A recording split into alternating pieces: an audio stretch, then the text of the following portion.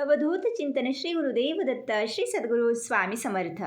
तर भक्त हो, येत्या शनिवारी म्हणजेच 28 ऑक्टोबरला कोजागिरी पौर्णिमा आहे. याच पौर्णिमेला नव्याची पुनव असे देखील म्हणतात किंवा नव्याण्णव पौर्णिमा असे सुद्धा म्हणतात.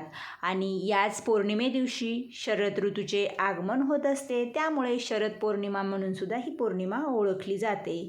तर पौर्णिमा प्रारंभ पहाटे 4:17 सुरू होणार आहे आणि रविवारी 29 ऑक्टोबरला रात्री 1:53 पौर्णिमा संपणार आहे. जे आपल्या घरामध्ये कॅलेंडर असतं त्यामध्ये तुम्ही बघू शकता, त्यावरती दिलेलं आहे पौर्णिमा प्रारंभ आणि डॉट डॉट दिलेले आहेत. तिथे तुम्हाला वेळ दिलेली आहे आणि पौर्णिमा समाप्ती उत्तर रात्री, म्हणजेच त्या उत्तर रात्री 12 रविवार लागणार आहे आणि मग ही रविवारची रात्र 1:53 पौर्णिमा संपणार आहे. या दिवशी पूर्ण दिवसभर पौर्णिमा आहे. त्यासोबतच या दिवशी खंडग्रास चंद्रग्रहणाचे सावटसुद्धा आहे आणि मग बऱ्याच जणांचा ग्रहणाबद्दल एक नकारात्मक दृष्टिकोन आहे. खूप जणांना ग्रहणाची भीती वाटत असते. तर या दिवशी आपण ग्रहणासाठी कोणते नियम पाळावे, ते कुणी पाळावे व कधी पाळावे ही माहिती अगदी सविस्तर पाहणार आहोत. त्यासोबतच तुम्हा सर्वांना ही कोजागिरी पौर्णिमा कशी साजरी करायची आहे हे सुद्धा पाहू. तर सर्वप्रथम आपण या दिवशी तुम्हाला सकाळपासून कोजागिरी पौर्णिमेची सेवा करायची आहे कुलदेवीची. ज्यांच्याकडून नवरात्रीमध्ये कुलदेवीच्या ज्या ज्या सेवा राहून गेलेल्या आहेत, काहींना सूतक पडलं होतं, तशा कमेंट होत्या की ताई आम्हाला सूतक पडलं, आमचा अखंड दिवा आम्ही लावला होता किंवा काहींनी घट बसवला होता, आता आम्ही काय करावं, किंवा आम्हाला जास्तीच्या सेवा करायच्या होत्या. तर त्या सर्व भक्तांनी या कोजागिरी पौर्णिमेला तुम्ही नवचंडी नाही करू शकत, फक्त दुर्गा सप्तशतीचा 3 पाठ करण्याचे प्रयत्न करा किंवा कदाचित ज्यांना इच्छा आहे, वेळ आहे, त्यांनी 1 पाठ जरी केला तरी चालेल. त्याचबरोबर तुम्हाला या दिवशी देवीचं जे जे करता येईल ते करा. बऱ्याच जणींची कन्यापूजन करण्याची इच्छा असते आणि नेमकं तुम्हाला जर काही त्यावेळेस अडचण आली असेल, नवरात्री झालं नसेल, तर कोजागिरी पौर्णिमा ही यासाठीच असते. ज्यांना नवरात्री सेवा घडल्या नाहीत त्यांनी कोजागिरी पौर्णिमेला सेवा करायच्या असतात. कारण आपली आई भगवती दसऱ्याच्या दिवशीपासून झोपलेली असते. ती कोजागिरी पौर्णिमेलाच उठून सर्व भक्तांच्या सेवा पाहत असते, त्यांना आशीर्वाद देत असते आणि मग तिचं मूळ ठिकाणी प्रस्थान होत असतं. म्हणून आपली आई भगवती आजही आपल्यासोबत आपल्या घरात झोपलेली आहे. तर भक्त हो, तुम्हाला जे जे करता येईल, जे नवरात्रीमध्ये झालं नाही ते करायचं आहे. ज्यांनी अखंड दिवा लावला होता पण मध्येच तुम्हाला सूतक पडलं किंवा मग विटाळ आला, तर तुम्हाला कोजागिरी पौर्णिमेच्या दिवशी सकाळपासून तुम्ही हा 1 दिवसाचा अखंड दीप लावू शकता. इथे तुम्ही त्यानुसार संकल्प करा किंवा तुमची इच्छा सांगा की जे माझं आधी राहिलं होतं ती सेवा मी आज करत आहे. जर तुम्हाला कुलदेवीची ओटी भरायची राहिली असेल तर तुम्ही ती अवश्य पौर्णिमेच्या दिवशी भरून घ्यावी. तुम्हाला जे काही होम हवन करायचं होतं ते तुम्ही अवश्य पौर्णिमेच्या दिवशी करावं. ग्रहण जरी असेल तरी हे सर्व तुम्हाला दिवसभरामध्ये करता येईल. कारण ग्रहण काळ जो आहे तो वेद कधी लागतो किंवा मग कधीपासून पाळायचं हे सुद्धा पाहू. बरेच जण अगदी तुम्हाला म्हणजे वेद जेव्हा लागतात तेव्हापासूनच खाऊ नका, पाणी पिऊ नका अशी सुद्धा तुम्हाला एक माहिती असते आणि मग आपण दुपारपासूनच सगळं काही पाळत बसतो. असं अजिबात नाही. मोजकाच एक वेळ आहे आणि त्याच कालावधीमध्ये नियम पाळायचे आहेत. तर आपण आधी ग्रहण म्हणजे काय असतं, कारण खूप जणांच्या मनात भीती आहे. तर ग्रहण ही एक खगोलीय घटना आहे आणि बऱ्याच लोकांच्या मनात ग्रहणाबद्दल भीती निर्माण झालेली असते. तुमच्या मनातील आधी ग्रहणाबद्दलची भीती काढून टाका. तर भक्त हो, ग्रहण म्हणजे एका वस्तूने जर दुसरी वस्तू झाकली तर एका वस्तूने दुसऱ्या वस्तूला ग्रहण लावले असे होते. म्हणजे एका वस्तूची दुसऱ्या वस्तूवरती सावली पडणे, तिला झाकणे. ज्या दिवशी चंद्रग्रहण किंवा सूर्यग्रहण असतं त्या दिवशी सूर्य किंवा चंद्र राहू किंवा केतू जवळ असतो. म्हणूनच आपल्या सर्वसामान्य जनतेच्या दृष्टीने राहू केतू हे राक्षस चंद्राला किंवा मग सूर्याला गिळतात. किंवा मग त्यांचा ग्रास घेतात, असं एक सगळ्यांचा समज होतो. आणि मग त्याच वेळी हे ग्रहण लागत असतं. आणि आपण भूगोलामध्ये ग्रहणाचे 3 प्रकार अभ्यासलेले देखील आहे. तुम्हीसुद्धा याचा अभ्यास केलेलाच असेल. सूर्यग्रहण व चंद्रग्रहण या दोन्हींचे सारखेच नियम असतात, सारखेच प्रकार असतात. तर ग्रहणाचे 3 प्रकार आहेत: खग्रास चंद्रग्रहण, खंडग्रास चंद्रग्रहण आणि कंकणाकृती चंद्रग्रहण. तर या वर्षाचं 28 ऑक्टोबरला जे चंद्रग्रहण होणार आहे ते खंडग्रास चंद्रग्रहण आहे आणि या वर्षाचं हे शेवटचं ग्रहण आहे. तर ग्रहण कसं होतं? जेव्हा सूर्य, पृथ्वी, चंद्र अगदी एका रेषेत न येता पृथ्वीची गडद सावली थोड्याफार प्रमाणात चंद्रावर पडते, तेव्हाच त्या ग्रहणाला खंडग्रास चंद्रग्रहण म्हटलं जातं. म्हणजे अगदी थोडासा खंड झाकला जातो. तेव्हा ज्यांना ग्रहण पाहायला, म्हणजे जे खगोल प्रेमी आहे, ज्यांना ग्रह तारे याबद्दल माहिती हवी असते आणि ज्यांना ग्रह तारे पाहायला सुद्धा आवडतात, नवनवीन माहिती घ्यायला आवडते, अशा सर्वांनी हे चंद्रग्रहण पाहावं. पण राशीनुसार काही राशींना चंद्रग्रहण पाहता येणार नाही. त्या राशी कोणत्या आहेत? जर तुमची यामध्ये रास असेल तर तुम्ही हे चंद्रग्रहण पाहायचं नाही. भले तुम्ही खूपच ग्रहतारका प्रेमी आहात, तुम्हाला फार ग्रहतारे पाहायला आवडतात, पण राशीनुसारच हे पाहायला जमणार आहे. तर मिथुन, कर्क, वृश्चिक, कुंभ या राशींना हे ग्रहण पाहता येणार आहे, म्हणजेच यांच्यासाठी शुभ फळ आहे. आणि ज्यांची सिंह, तुला, धनु, मीन या राशी आहेत त्यांनासुद्धा मिश्र फळ आहे. तर मेष, वृषभ, कन्या आणि मकर या ज्या 4 राशी आहेत यांना अनिष्ट फळ आहे. त्यामुळे या राशीच्या लोकांनी हे चंद्रग्रहण पाहायचं नाही. त्याचबरोबर गर्भवती महिलांनी, म्हणजे लहान मुलांनी, त्याचबरोबर जे वृद्ध आहेत यांनी सुद्धा हे पाहायचं नाही. आणि असेही हे पाहतच नसतात, कारण हे रात्री आहे आणि वृद्ध बाल हे नाही पाहू शकत. पण जे काही मुले आहेत ज्यांना पाहण्याची इच्छा आहे, जर तुमची मेष, वृषभ, कन्या आणि मकर रास असेल तर अजिबात पाहू नका.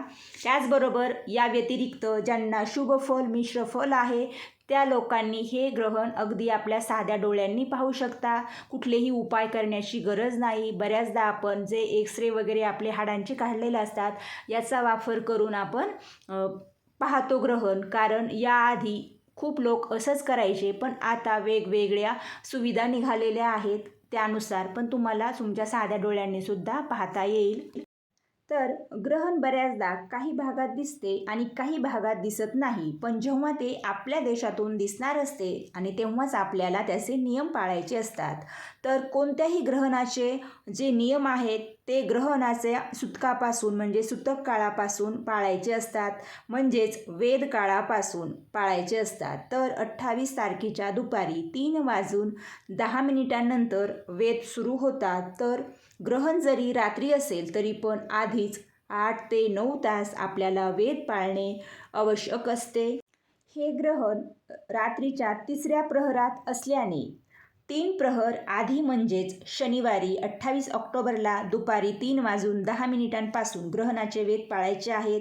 हे गर्भवती महिलांनी जास्तीत जास्त नियमांचे कडक काटेकोर पालन करायचं आहे. तसेच लहान मुले, वृद्ध, अशक्त, आजारी व्यक्तींनी देखील थोड्याफार प्रमाणात नियम पाळायचे आहेत. तर शनिवारी 28 तारखेला, म्हणजेच कोजागिरी पौर्णिमेच्या दिवशी सायंकाळी 7:41 हे नियम सर्वांनीच पाळायचे आहेत. त्याआधीच जे बाल आहेत, वृद्ध आहेत किंवा तुम्ही स्वतः सर्वांनीच त्याआधीच भोजन करून घ्यायचं आहे. कारण वेदामध्ये भोजन करता येणार नाही. आणि बऱ्याचदा तुम्ही 3 वाजल्यापासूनच हे सर्व नियम पाळाल, पण अजिबात गरज नाही. फक्त 3 वाजल्यापासून गर्भवती महिलांनी काय काय पाळावे हे आता अगदी नीट लक्ष देऊन ऐका. कारण खूप जणी तुमच्या कोणीतरी घरात प्रेग्नेंट असेल किंवा रिलेटिव्ह असतील त्यांनासुद्धा हे सांगा. 3:10 ज्या कोणी गर्भवती स्त्रिया आहेत त्यांनी एक आसन घ्यायचं आहे, किंवा जर तुम्हाला बेड रेस्ट सांगितली असेल तर तुम्ही बेडवरतीच बसून जे काही तुम्ही याआधी जप करत होता ते जप करायचे आहेत. जी कुठली तुम्ही देवाची पुस्तके वाचता ती वाचायची आहेत. श्री स्वामी समर्थ महाराजांचा अवश्य जप करा. त्याचबरोबर देवी लक्ष्मींचा कोजागिरी पौर्णिमेचा खूप शुभ दिवस आहे. माता लक्ष्मींच्या जास्तीत जास्त सेवा करण्याचा प्रयत्न करा. तुम्ही माता लक्ष्मींचा मंत्र म्हणू शकता. त्याचबरोबर तुम्ही विष्णू गायत्री मंत्र म्हणू शकता, कुबेर मंत्र म्हणू शकता, व्यंकटेश स्तोत्र जे आहे त्याचं तुम्ही पठण करू शकता. त्याचबरोबर तुम्ही गीतेचा 15वा अध्याय वाचन करा. तुम्ही लक्ष्मी अष्टक वाचन करा. हे जर तुम्ही केलं तर जे तुमचं बाळ होणार आहे एकतर नियम पाळून होतील आणि होणारं जे बाळ आहे त्याच्यावरती अगदी योग्य वेळी योग्य संस्कार होतील. कारण याचा खूप मोठा अनुभव आहे आणि ग्रहणामधील नियम पाळणं किंवा जे काही आपण पूजा अर्चा जप वगैरे करतो याला सायन्सचा देखील पुरेपूर सपोर्ट आहे आणि सायन्सला सुद्धा हे मान्य आहे. त्यामुळे इथे कुठलीही अंधश्रद्धा नाही किंवा पूर्वीचे लोक जे पाळायचे म्हणून आपण ते पाळतोय असं सुद्धा नाही. पूर्वीचे लोक जे योग्य आहे तेच पाळत होते. आजकाल आपणच कुठल्याही गोष्टींचा अनादर करतो. तर तुम्हाला एक सांगते, ज्या गर्भवती स्त्रिया आहेत त्यांनी फक्त हेच करण्याचं ठरवा की मला फक्त जप करायचं आहे आणि मला काहीतरी पारायण करायचे आहे. तुम्ही या काळामध्ये चांगली चांगली पुस्तके वाचा आणि या गोष्टी पूर्णपणे प्रकर्षाने टाळा. एकतर तुम्ही चाकू हातात घेऊन काहीही कापायचं नाही. बऱ्याच घरांमध्ये जर तुम्ही म्हणजे सेपरेट राहत असाल आणि तुमच्या घरात कोणीच काम करायला नाही आहे तर मग यावेळी आपल्याला असं वाटतं की आपण स्वयंपाक करू शकतो. तुम्ही काड्याची पेटी घेऊन जी माचीस असते ती आपल्याला पेटवायची नाही, दिवा लावायचा नाही. त्याचबरोबर कुठलाही पदार्थ चाकूने कापायचा नाही. फळे वगैरे अजिबात चाकूने काही कापायचं नाही, कात्रीने काही कट करायचं नाही. आणि त्याचबरोबर या जर गोष्टी केल्या ना तर जे बाळ होणारं असतं त्या बाळावरती याचे परिणाम होतात. जर तुम्ही चाकूनी काही कापले तर तुमचं जे होणारं बाळ आहे त्याच्या नाकावरती किंवा मग जे ओठ आहेत त्या ओटावरती एक चीर पडते किंवा ते मधोमध फाटले जातात, कट होतात. त्याचबरोबर तुम्ही दिवा लावला किंवा जर लायटरने गॅस पेटवला किंवा जर माचीसने तुम्ही दिवा लावला तर तुमचं जे बाळ होणार आहे त्याच्या चेहऱ्यावरती किंवा मग शरीरावरती कुठेही लाल व्रण तयार होतात, लाल डाग तयार होतात. शक्यतो चेहऱ्यावरतीच होण्याची जास्त शक्यता असते. त्यामुळे या गोष्टी प्रकर्षाने टाळायच्या आहे. त्याचबरोबर तुम्ही फक्त हे सर्व पाळताल आणि जर तुम्ही वाचन वगैरे करायला बसलात, बऱ्याचशा महिलांना सवय असते की जी आपली हाताची बोटे आहे ती एकांवरती धरून नाही का आपण बोटे मोडतो म्हणतो किंवा खूप बोटे आपले असे म्हणजे एकदम आपण शांत बसू शकत नाही बघा. बोटांची जी चाळे असतात त्यावेळी तुम्हाला चुकूनही बोटे मोडायची नाहीत किंवा बोटांना असा ताण द्यायचा नाही. या तुमच्या बोटांच्या चाळ्यांमुळे सुद्धा तुमच्या बाळाची जी बोटे आहेत ती वाकडी होतील किंवा मग त्याला 6 बोटे तयार होतील किंवा मग एखादं जे बोट आहे ते वाकडंच होईल. हे प्रकार 100% होतात. त्यामुळे महिलांनी वाचन करायला बसलात तर तुम्ही शांततेत वाचन करा. झोप एक क्षणासाठी सुद्धा लागू देऊ नका. तुमचे जे मिस्टर आहेत, घरातील इतर जे व्यक्ती आहेत त्यांनी विशेषतः रात्री तुमची काळजी घ्यायची आहे. तुमच्याशी संभाषण करायचं आहे किंवा एकमेकांसह तुम्ही कुठलीही पूजा अर्चा करा, कुठलेही देवाचं पारायण करा, जप करा, पण झोप लागू द्यायची नाही. आता कडक नियम तुम्हाला गर्भवती महिलांनी 3:10 नंतरपासून वेद काळ पूर्ण पाळायचा आहे. पण तुम्ही या काळामध्ये जेवण वगैरे करू शकता सायंकाळच्या 7पर्यंत. 7च्या नंतर गर्भवती महिलांनी देवपूजा, जप, तप जे काही तुम्हाला पूजा अर्चा श्राद्ध जे करायचं आहे ते तुम्हाला करता येईल. फक्त शांततेत बसून करायचं आहे आणि तुम्ही पाणी पिऊ शकता. त्याचबरोबर तुम्हाला मलमूत्रोत्सर्गसुद्धा करता येईल. आणि इतर जे आहेत बालवृद्ध हे झोपले तरीसुद्धा चालेल. पण तुमच्या घरातील सर्वांना तुम्हाला रात्री 29 तारखेच्या रात्री 1:05 नंतर म्हणजेच आधीच उठवायचं आहे. 1ला 5 कमी असताना 1:05 ते तुम्हाला 2:23 सर्वांना हा जो काळ आहे तो कडकडीत पाळायचा आहे. यामध्ये तुम्हाला पाणी प्यायला जमणार नाही, झोपायला जमणार नाही आणि मलमूत्रोत्सर्गसुद्धा करता येणार नाही. त्यामुळे ही कामे तुम्हाला हा पूर्ण 1:18 काळ आहे, तो सर्वांनी पाळायचा आहे. आता तुम्ही स्वामींची सेवा करता किंवा इतर देवांची सेवा करता, एक थोडीशी सिद्धी प्राप्त झाल्यासारखी झालेली आहे, तुम्हाला छान छान अनुभव येतात.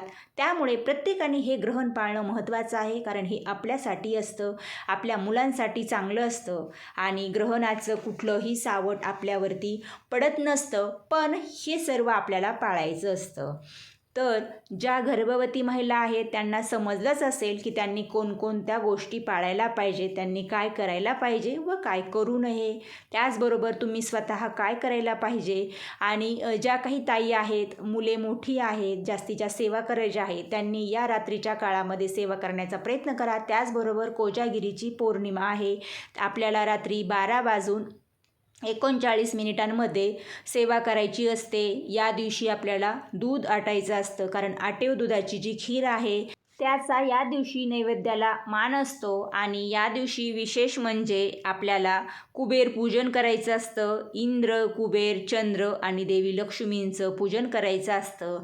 तर हे सुद्धा तुम्हाला 12च्या टायमिंगलाच करायचं आहे. आता हे पूजन कसं करायचं हे सुद्धा मी तुम्हाला अगदी थोडक्यात सांगते. एका चौरंग किंवा पाटावरती तुम्हाला एक नवीन वस्त्र अंथरून घ्यायचं आहे. वस्त्र पिवळ्या रंगाचं किंवा लाल रंगाचं घेतलं तरी चालेल. त्यावरती तुम्हाला लक्ष्मीचे प्रतीक म्हणून विड्याच्या पानावरती म्हणजे जोड पानावरती लक्ष्मीचे प्रतीक म्हणून लक्ष्मीची मूर्ती किंवा श्रीयंत्र किंवा मग जर तुमच्याकडे भगवान विष्णू लक्ष्मींचा फोटो असेल तो ठेवला तरी चालेल. आणि हे जर काहीच नसेल तर तुम्ही लक्ष्मीच्या नावाने सुपारी ठेवा. त्याचबरोबर इंद्रदेवांच्या नावाने सुपारी ठेवा. बऱ्याच जणांकडे कुबेर यंत्र असतं, जर ते असेल तर ते जोडपानावर ठेवा, नसेल तर त्याचीसुद्धा तुम्ही सुपारीच ठेवा. आणि चंद्राचं तर आपण या दिवशी साक्षात दर्शन घेणार आहोत, किंवा मग तुम्ही चंद्राचे प्रतीक म्हणून चंदनाचा भरीव गोल बनवावा किंवा मग तुम्ही तांदळाचा भरीव गोल बनवू शकता. आणि ही पूजा मांडणी तुम्हाला 11ला सुरू करायची, 11:30ला अर्ध्या तासात करून घ्या आणि मग 12 वाजेपर्यंत तुम्हाला पूजा झाली पाहिजे. त्यानंतर तुम्हाला बरोबर 12 वाजता म्हणजेच 12 ते 12:30 याच अर्ध्या तासामध्ये ही सेवा करून घ्यायची. नंतर तुम्हाला जे दूध तुम्ही तयार केलेलं आहे ते 12 ते 12:30 हे दूध तुम्हाला तुमच्या टेरेसवरती किंवा जिथे तुमच्या घराच्या बाहेर चंद्राची किरणे त्या दुधामध्ये पडतील अशा पद्धतीने ते दूध तुम्हाला अर्धा तास ठेवायचं आहे. आणि नंतर याचा प्रसाद जी पूजा केलेली आहे तिथे दाखवायचा आहे. आणि तुम्ही फक्त एक चमचा घ्या आणि जरी नाही घेतला दुसऱ्या दिवशी प्रसाद घेतला सकाळी तरीसुद्धा चालतं. पण आता हे दूध तुम्हाला जेव्हा फ्रीजमध्ये ठेवाल किंवा जिथे झाकून ठेवाल त्यामध्ये तुळशीपत्र घालायचं आहे. शनिवारी तुम्हाला दुपारीच तुळशीपत्र तोडून ठेवायची आहेत. अगदी मी तर म्हणेन सकाळीच तोडून ठेवा, दुपारनंतर ग्रहण लागणार आहे आणि ग्रहणाच्या आधीच तुम्ही तुळशीची पत्र भरपूर तोडून ठेवा. तुमच्या घरामध्ये जे तुम्ही लाल तिखट, जो काही काळा मसाला बनवलेला आहे, लोणची, जे काही तुमच्या घरामध्ये ज्वारी, बाजरी, तांदळाचं, गव्हाचं पीठ असतं, या सर्व पिठांमध्ये गायत्री मंत्र म्हणून एक तुळशीपत्र ठेवायचं असतं. हे पूर्वीचे लोकसुद्धा करायचे. हल्ली कोणाला जास्त हे माहिती नाही आणि हे तुम्हाला जर माहीत असेल तर नक्कीच कमेंटमध्ये सांगा. आणि ज्यांना मंत्र माहीत नाही त्यांनी असंच तुळशीपत्र टाकलं तरीसुद्धा चालतं, काहीच हरकत नाही. कारण तुळशीपत्र टाकल्याने जे पीठ आहे त्याच्यामध्ये पावित्र्य राहतं. त्याचबरोबर बऱ्याच जणांकडे दुसऱ्या दिवशी ताजं पाणीच भरलं जातं. आता तुमच्याकडे जर अशी सोय नसेल, फिल्टर वगैरे नसेल किंवा जर टाकी वगैरे लगेच आपण काही सगळं धुवू शकत नाही, त्यामुळे जे काही पाणी आहे वाफराचं, जे पिण्याचं, यामध्ये सुद्धा तुम्ही तुळशीपत्र अवश्य घालून ठेवा. जास्तीचं दूध असेल, तूप असेल, दही असेल, यामध्ये सुद्धा तुळशीपत्र घालून ठेवा. ही कामे अवश्य करा. त्यासोबतच जो साठवणीचा मध असतो यामध्ये सुद्धा तुळशीपत्र घालून ठेवा. आता जो किराणा असतो आपला सुका, यामध्ये काही गरज नाही तुळशीपत्र घालण्याची, पण पीठ, मीठ, तेल, तूप यामध्ये अवश्य घालावं. तर भक्त हो, आजच्या व्हिडिओमध्ये मी तुम्हाला ग्रहणाबद्दलची सविस्तर माहिती दिलेली आहे. ग्रहणाची कुठलीही भीती मनात ठेवायची नाही. त्याचबरोबर ग्रहणामध्ये कोणते नियम पाळावे, कोणती काळजी घ्यावी, विशेष गरोदर महिलांनी कोणती काळजी घ्यावी आणि सर्वांनीच कोणते नियम पाळावे व कोणत्या पूजा अर्चा जप काय करावं काय करू नये हे सविस्तर सांगितलेलं आहे. त्याचबरोबर कोजागिरी पौर्णिमा कशी साजरी करावी हे देखील सांगितलेलं आहे. याची सविस्तर मांडणी पाहिजे असेल किंवा कुठला मंत्र म्हणावा हे सर्व पाहिजे असेल तर प्रत्यक्ष व्हिडिओ शेअर करेल पूजा अर्चासहित. त्याचबरोबर राहिला एक प्रश्न, या दिवशी सत्यनारायण करता येतो का? तर हो, रात्री आपल्याला दुसऱ्या सेवा असतात, त्यामुळे रात्री सत्यनारायण न करता प्रदोष काळामध्ये सत्यनारायण करायचा. तर तुम्ही 5:30 ते 7पर्यंत सत्यनारायण करून घ्या किंवा त्याआधीसुद्धा करू शकता, कारण आपल्याला भोजनसुद्धा 7:30च्या आत करायचं आहे आणि मग सत्यनारायण तुमचं भोजन हे सर्व झालं पाहिजे. त्यामुळे 5 नंतर तुम्ही 7पर्यंत सत्यनारायण अगदी झटपट या दिवशी करून घ्या. ही सेवा सोडू नका, कारण भूतलावावरती म्हणजेच या पृथ्वीवरती साक्षात या कोजागिरी पौर्णिमेला प्रत्येकाच्या घरामध्ये देवी लक्ष्मी येत असते, फेरफटका मारत असते आणि कोण जागरती आहे कोण जागे आहे हे पाहत असते. जे जागे आहेत त्यांच्यावरती ती संतुष्ट होते, प्रसन्न होते, त्यांना भरभरून आशीर्वाद देते आणि त्या घरातील लक्ष्मी कायम स्थिर राहते. त्यासाठी सर्वांनी यावेळी जागे राहण्याचा प्रयत्न करा. त्याचबरोबर रात्री 12 पासून 2:30 वाजेपर्यंत कोणीही झोपायचं नाही. या वेळेमध्ये पूजा अर्चा जप तप श्राद्ध पारायणे जे करता येईल ते करा. अगदी आपल्या लहान मुलांसह या सेवा करण्याचा प्रयत्न करा. आजची माहिती तुम्हाला नक्कीच आवडली असेल तर कमेंटमध्ये सांगा आणि आवडली असेल तर व्हिडिओला लाईक करा. हा व्हिडिओ इतरांनासुद्धा शेअर करा, म्हणजे त्यांनासुद्धा या माहितीचा उपयोग होईल. आणि जे नवीन आहेत स्वामी परिवारात त्यांनी चॅनलला सबस्क्राईब करा व शेजारची घंटी प्रेस करा, म्हणजेच तुम्हाला यापुढील नवनवीन माहिती ऐकायला पाहायला मिळेल. आजची सेवा स्वामी आई चरणी अर्पण करूया. श्री स्वामी समर्थ. जय माता दी.